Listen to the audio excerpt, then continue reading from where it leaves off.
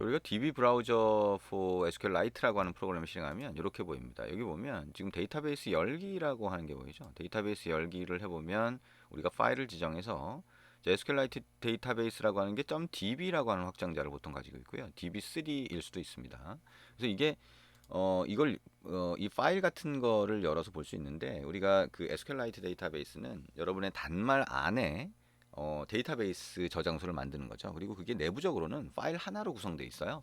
일반적으로. 그래서 그 파일이 그러면 어디 저장되고 그러냐라고 하면 여러분이 단말을 한번 열어보면 돼요. 여러분 이제 브라우저를 실행을 해놨으니까 여기 오른쪽에 보면 여기 디바이스 익스플로러라고 하는 게 하나가 있습니다. 이걸 눌러보시면 되겠죠.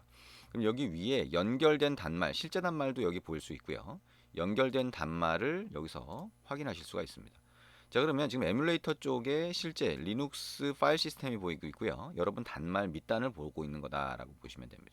그 중에 데이터 밑에 그 다음에 다시 데이터 폴더가 있는데요. 데이터 폴더 누르고요. 보시면 그 앱별로, 앱이 이제 패키지 이름으로 구분이 되거든요. 그래서 앱별로 이렇게 폴더가 쭉 있습니다. 여러분이 만든 폴더가 org.techtown.database라고 한다면 자, 이렇게 폴더가 만들어지죠. 이게 여러분 앱의 폴더예요. 그리고 그 밑에 가보시면 데이터베이시즈라고 하는 폴더가 있고요. 거기 보면 테스트라고 하는 확장자가 안 보이지만 test.db 또는 db3 뭐 이렇게 파일이 하나 만들어져 있을 겁니다. 그러면 이 파일을 자, 빼올 수가 있어요. 요거는 이제 지금 에뮬레이터 또는 실제 단말기 안에 들어가 있는 거고요. 여러분이 만약에 실제 단말기를 본다고 하면 실제 단말기에서는 이 폴더가 막혀 있을 수 있습니다. 보안 때문에. 그래서 에뮬레이터 쪽으로 한번 실행해서 앱을 실행해서 그쪽을 이렇게 보시면 되고요. 이 파일을 오른쪽 마우스 버튼 눌러서 Save As라고 하는 걸로 하면 저장할 수가 있어요. 그래서 자, 이걸 예를 들면 자, 사용자 폴더 밑에 있는 자, 다운로드라고 하는 폴더로 자, 한번 보내보도록 할게요. 자, 여기다 저장해보죠. 자, 여기다가 OK 한번 해봅니다. 자, 그러면 이게 지금 여기가 에뮬레이터니까 에뮬레이터에서 지금 PC 쪽으로 저장했다라고 하는 의미가 되고요. 그러면 PC 쪽으로 저장했으니까 PC 쪽의 파일을 한번 보면 되겠죠. 자, PC 쪽의 파일은요. 자, 여기 다운로드 폴더에 가보면 자, 이렇게 이 파일이 있는 걸 볼 수가 있어요.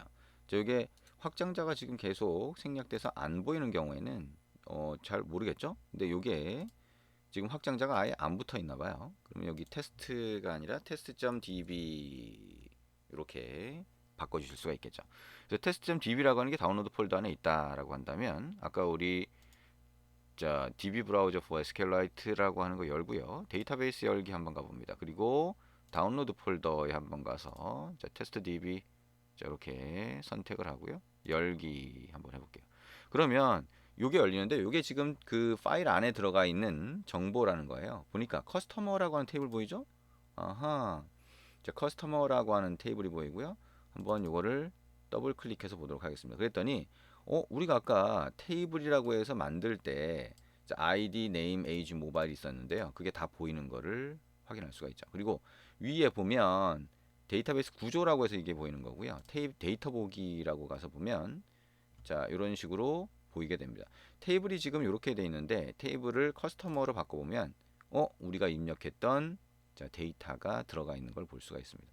여기다가 직접 데이터를 추가할 수도 있어요. 그래서 새 레코드하고 한 줄 더 추가하고 이렇게 해서 다시 이걸 거꾸로 에뮬레이터 쪽에 넣을 수가 있습니다. 에뮬레이터 쪽에 넣을 때는 아까처럼 에뮬레이터를 위한 자, 여기 익스플로러에서 이 폴더 선택하고 오른쪽 마우스 버튼 눌러서 업로드해서 PC 쪽에 파일을 지정하시면 됩니다. 그러면 업로드가 되는 거죠. 여러분이 만약에 이제 앱을 만들 때 미리 저렇게 데이터베이스 파일에다가 미리 데이터를 다 넣어놓고 그거를 사용자 앱에서 우리가 만든 앱에서 쓸 수 있게 하겠다라고 하면 저렇게 미리 데이터를 넣어놓을 수도 있습니다. 뭐 예를 들면 미리 어떤 값을 다 집어넣어 놓고 그걸 앱에서 활용하게 하는 그런 경우가 되겠죠. 자, 이렇게 해서 우리가 데이터베이스에 있는 내용을 확인하는 방법, 자, UI 툴을 이용해서 확인하는 방법까지 같이 한번 봤습니다. 어떤가요? 데이터베이스 접근하는 게 그렇게 어렵진 않죠. 그래서 네 가지 단계를 기억을 하시면 되는데 아직까지 우리가 확인하지 않은 거는 자, 실렉트라고 하는 거예요. 네 번째 단계. 데이터를 이제 조회를 앱에서 조회할 수 있어야 되는데 조회하는 거를 아직까지는 하지 않고 있었습니다. 그래서 조회하는 건 어떻게 하냐? 조회하는 거는 우리가 select 문을 사용을 하면 됩니다. 그래서 자, select 문을 사용하는 거 먼저 한번 기능을 붙여보도록 할게요. 자, 그러면 activity main.xml 저 요거는 닫아 놓고요. 이쪽에 열고요. 자, 화면 구성을 바꿔보도록 하겠습니다. 자, 레코드 추가 아래쪽에다가 이제 조회를 위한 버튼을 하나 추가를 해볼게요. 자, 그러면 우리 했던 것처럼 레이아웃에 가서 리니어 레이아웃, 허리젠틀이라고 하는 거를 스크롤 뷰 위쪽에다가 하나 더 추가를 하고요. 그 다음에 여기에다가 버튼을 갖다 놓도록 합니다. 자, 그럼 버튼 4가 추가가 됐겠죠? 그러면 여기다가 자, 데이터 조회 이렇게 한번 해보겠습니다. 자, 그리고 메인 액티비티 좀 자바로 가서요. 자, 우리 네 번째 버튼을 사용하는 경우가 되겠죠? 그러면 onCreate 안에서 자, 요거를 복사해서 붙여넣기, 그 다음에 r.id. 버튼 4로 찾아서 버튼 4라고 하는 변수에 할당하고 클릭했을 때 이렇게 실행되도록 합니다. 자, 실행되는 함수. 자, 메소드는 execute query라고 하는 함수가 실행되도록 만들어 주고요. 자, 밑에다가 execute query라고 하는 자, 함수를 정의하도록 하겠습니다. public void execute query 이렇게 되겠죠. 자, 그러면 마찬가지로 println이라고 하고요. 자, execute query 호출됨이라고 하는 글자가 출력되도록 합니다. 그 다음에 그 밑에다가 자, SQL문을 하나 만들어서 실행할 텐데요. 자, string SQL이라고 하는 문장을 먼저 만들어 봅니다. select 문을 쓰면 데이터를 조회할 수가 있고요. 자, 우리 밑줄 긋고 id부터 다 조회를 해봅니다. name, age, 그 다음에 mobile을 콤마로 구분해서 칼럼을 지정할 수 있고요. from이라고 하면 자, 테이블 이름을 지정할 수 있습니다. 커스터머 이렇게 해도 되고요. 자, 이 테이블 이름이 사용자가 입력한 거에 따라 달라질 수 있으니까 우리 했던 것처럼 여기 string table name이라고 하고 edit text to get text to string 이렇게 해도 되겠죠. 그리고 if라고 해서 table name이라고 하는 게 null이라면 해서 null 체크를 할 수가 있겠죠. println 자, 테이블 이름을 입력하세요 라고 하는 글자가 출력되고 return 밑으로 떨어지지 않게 하는 거고요. 자, 그래서 테이블 이름을 입력했다라고 하면 from 뒤에 테이블 네임 이렇게 붙여서 SQL문을 완성해 주면 되겠죠.